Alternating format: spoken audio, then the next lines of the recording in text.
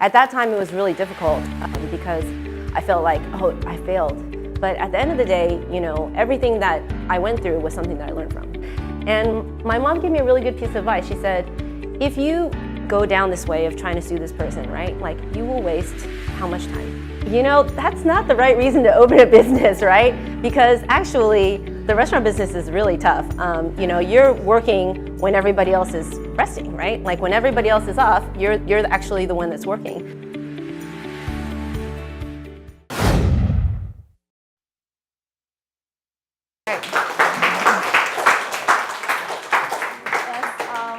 It's with pleasure that I have Kelley Lee here to share about her entrepreneurial experience. She's a serial entrepreneur and restaurateur. She started all these restaurants that are probably some of your favorite restaurants: Boxing Cat Brewery, Liquid Laundry, Lil Laundry, Sproutworks, and she is just kind of like a creative genius, and she just keeps going with her restaurant businesses. So let's welcome Kelley Lee again. All right, let's sit down. All right, so thanks for being here. Thank you for having me. So I just wanted to, have you share some of your story. I'm sure you're such an inspiring role model for a lot of young ladies here. Mm-hmm. So can you kind of just share how you got started? When did you decide, hey, I want to start something, and how did you go about doing it? Okay, actually before I get to that, can I see a show of hands of how many people have worked in F&B in the past? Okay, and how many people have actually started their own business?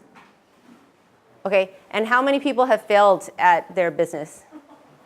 It's okay, I have failed in the past as well, yeah. Okay, good. So I started actually after university.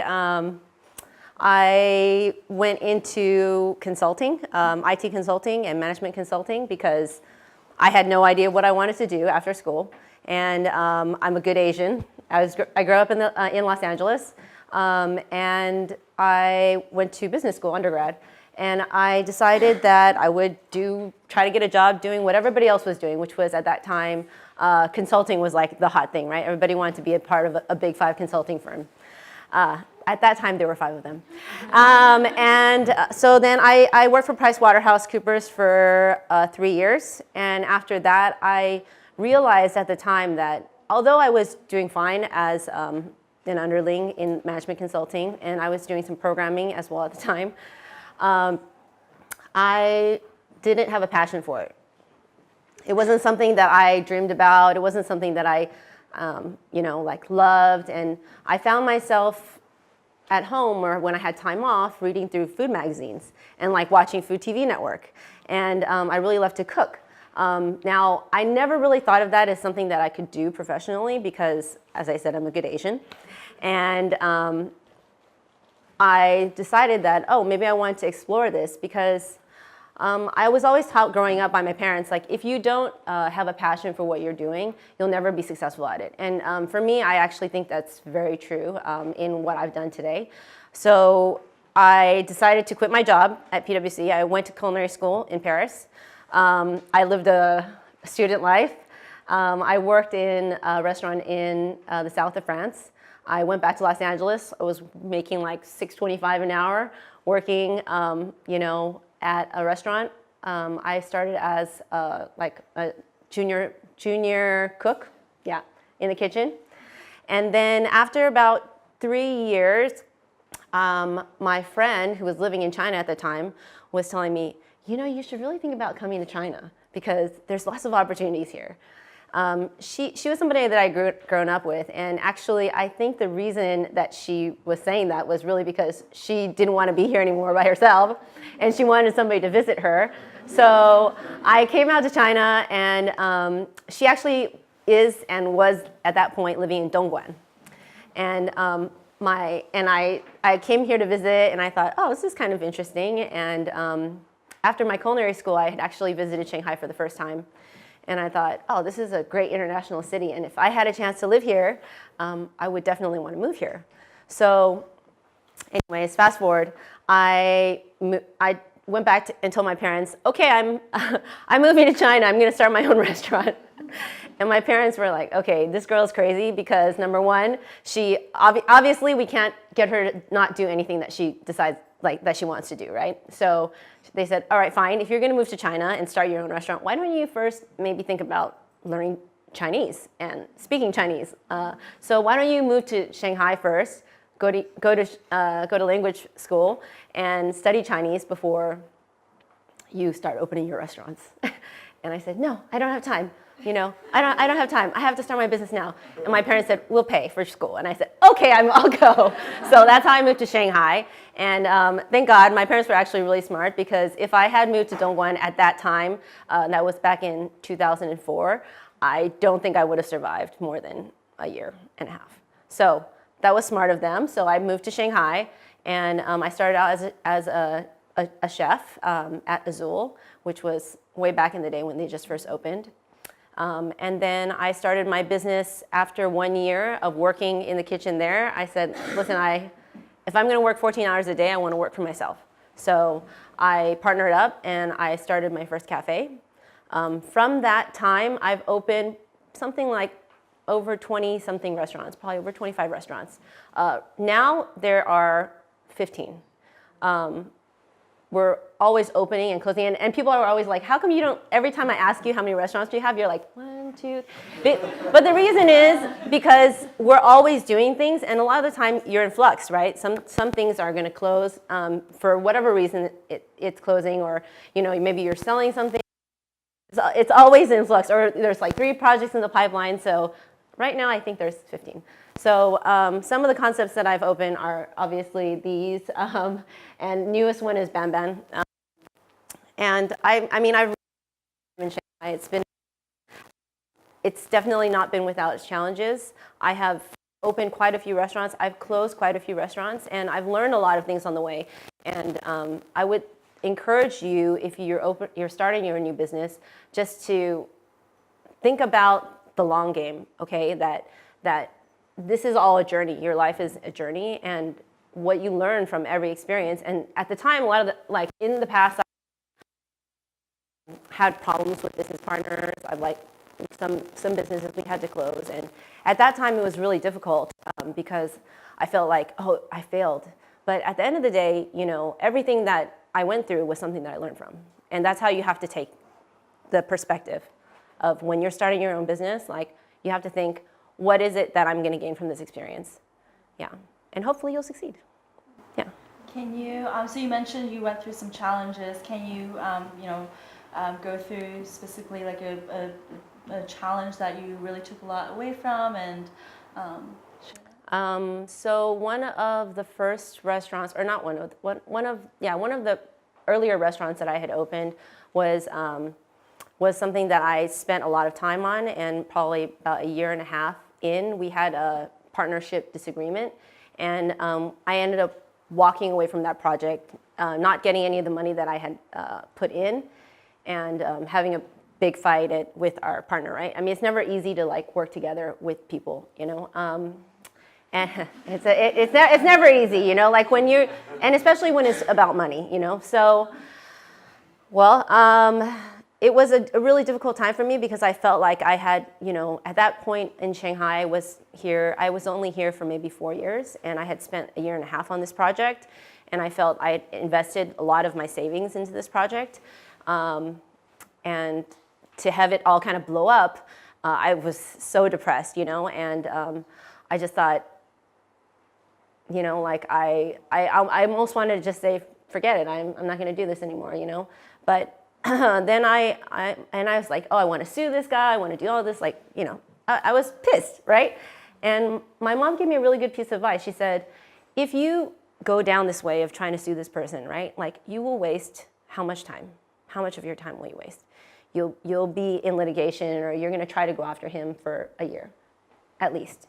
And in the end of the day, if you get the money that you feel like you lost, what else will you have lost? You'll have lost a year of your life, hating this person, in a negative space, right? She encouraged me. She said, you should think about what you want to do next. And she encouraged me to try again. She said, everything that you learn from this experience is something that you're going to use. You'll be much better about how you select your business partners moving forward, and you'll know what to watch out for, and you'll know, like, you will take that experience to heart. And I did, and I think that was probably the best advice anybody gave me, which is just that I should just walk away from that. And because of that experience, actually, was the reason I actually founded Boxing Cat. Because at that time, now looking back, I know that if I hadn't had that breakup with that partner at that time, I wouldn't have started Boxing Cat. And today, Boxing Cat is actually the most successful of my businesses, and recently was sold. So I think, like, looking back, I think it was an amazing experience. It wasn't easy at the time, but I learned something from it, and I keep learning from it. Yeah.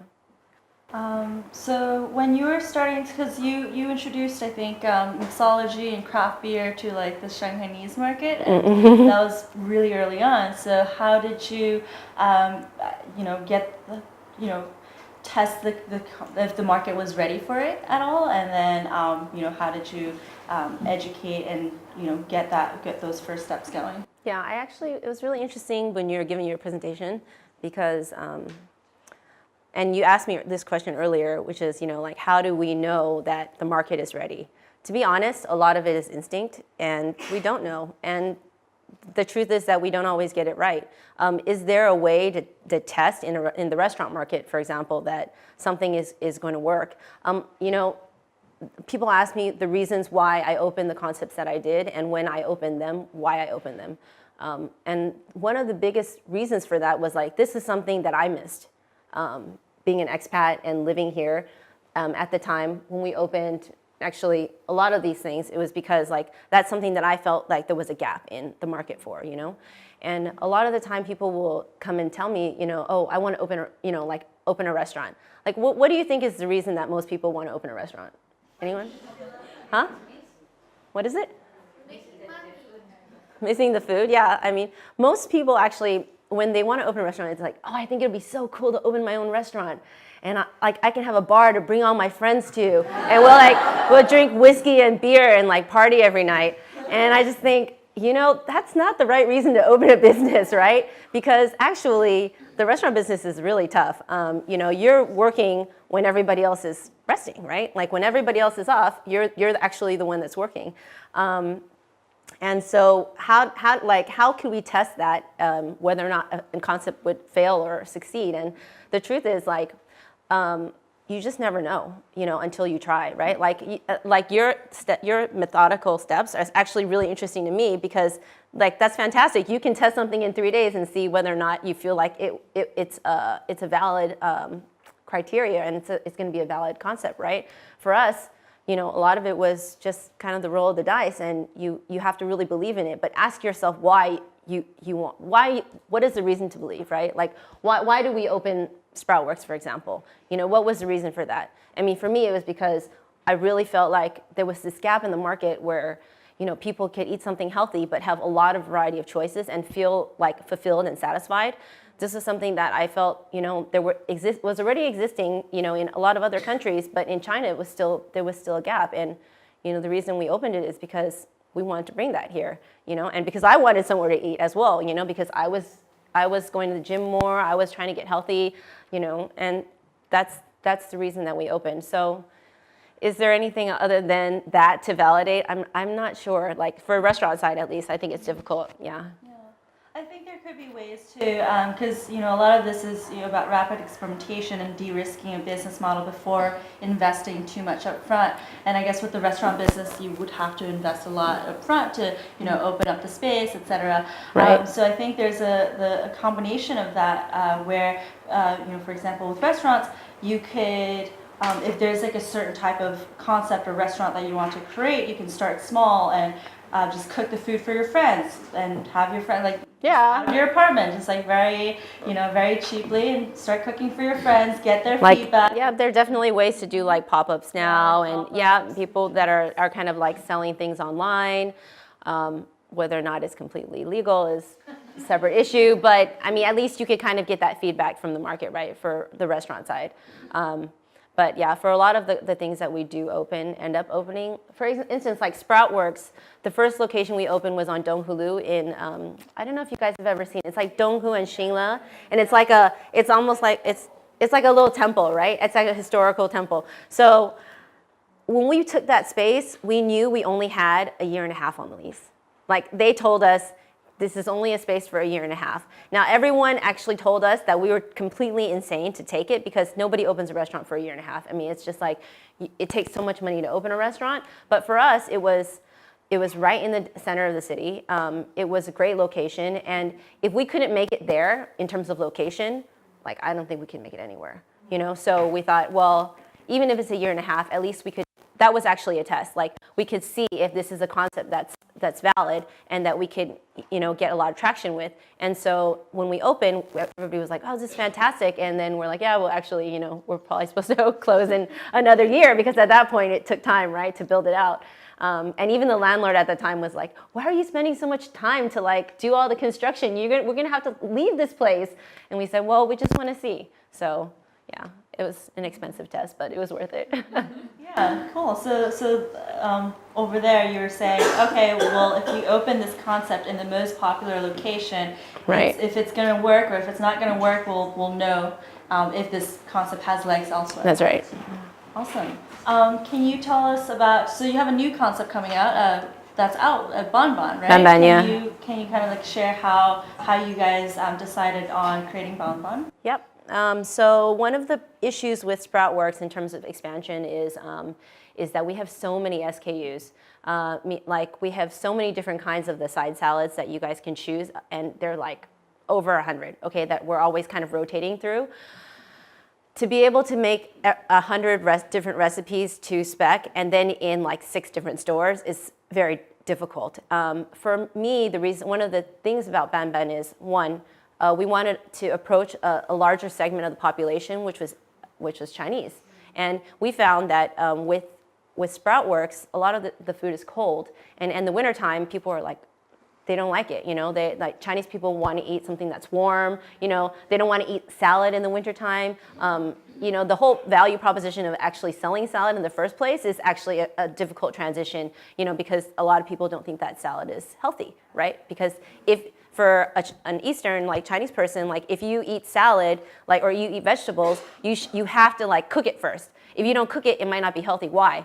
Because that vegetable, that leaf was grown somewhere, fertilized, you know, or with pesticides, you know, and they just believe that you can't eat it raw, okay?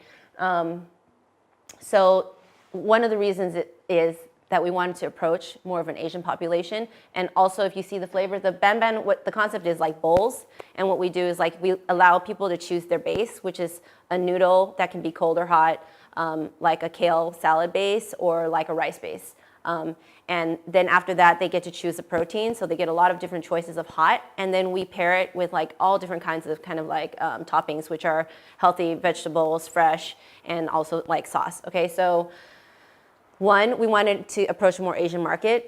Two, we wanted to make sure that it was something that was easy and duplicatable, because with Sproutworks, we have so many different SKUs. And with Ban Ban, we only have, you know, the meat, which is like we try to actually make it less seasoned as possible, like not in any one direction or another, because the sauce is what makes the flavor of the bowl, right? And then we have like 8 different sauces or 10 different sauces. And so that's the only variation you would really see. And with a lot of the toppings, they're like fresh, like grated veggies, and you know, it's a lot more fresh things and much easier to replicate. So those were like kind of like why we decided to go in the direction of Ban Ban.